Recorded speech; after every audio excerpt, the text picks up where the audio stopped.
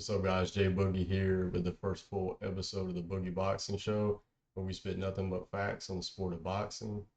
If y'all know your stuff, this is definitely a show you want to keep up with. We're going to be talking about all sorts of stuff related to boxing and other sports sometimes as well, every once in a while. Got some good topics for today. So we're going to jump into Jake Paul fighting Anthony Joshua next month.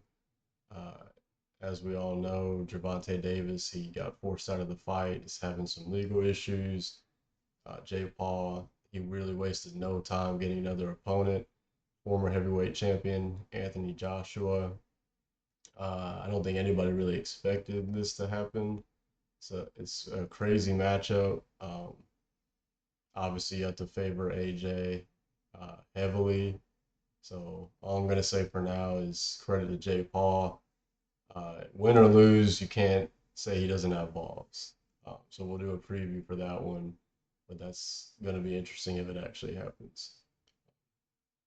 So we also recently saw that Ryan Garcia is going to be taking on Mario Barrios for his WBC welterweight title in February.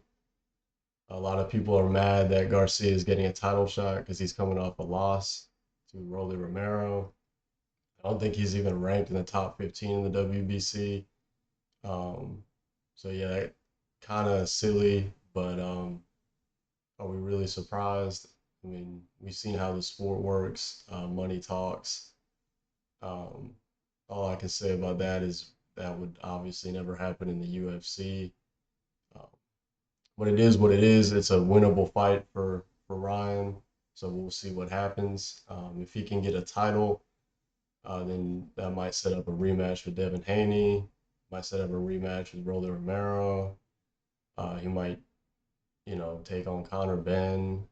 So it does set up some interesting matchups if he can beat Barrios. That's supposed to be in February.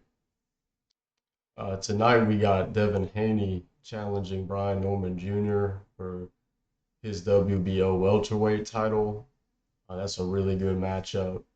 Brian Norman from my home state, Georgia, so I'm going to be rooting for him in this one. Um, it's actually really hard to predict because you got Haney, he's got the speed advantage, he's got the experience. We know about his boxing skills, but Brian Norman, even though he might be at a disadvantage in most boxing categories, he definitely hits hard. He's definitely coming to win. He's extremely confident. The odds are actually like basically even. So according to the odds makers and most of the bettors, it's a 50-50 fight. So I'm gonna go with my man Brian Norman. A lot of times, guys in these types of fights, they just don't really seem that confident when they're taking on a guy like Devin Haney. Uh, they almost act like they're just an opponent, and they kind of just go in there trying to survive or go in there trying to look good, but they don't really try to win um, when they're taking on like an A side, a star like Devin Haney.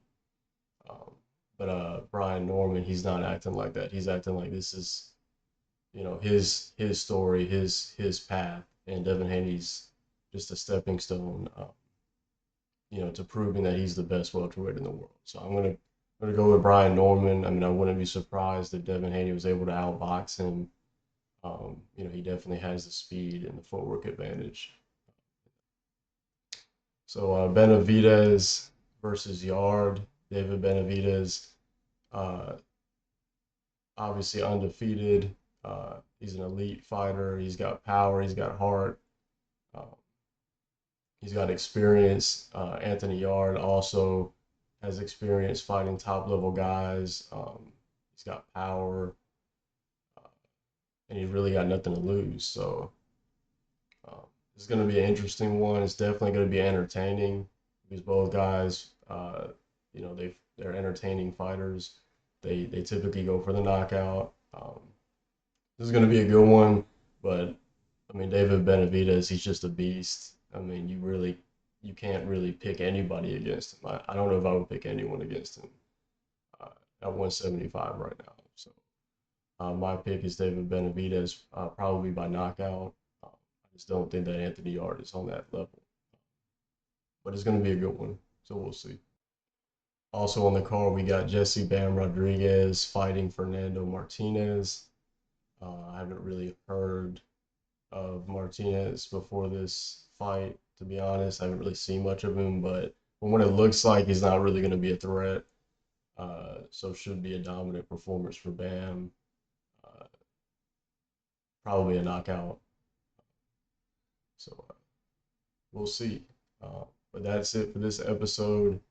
Hopefully, I can get another one out soon. There's a lot of stuff to talk about, including what happens tonight. I'm looking forward to it. So for like the 2 people that watch this video, please like and subscribe, and y'all tell me what you think about this little boxing ring I put around myself. I think it looks pretty cool. But peace out.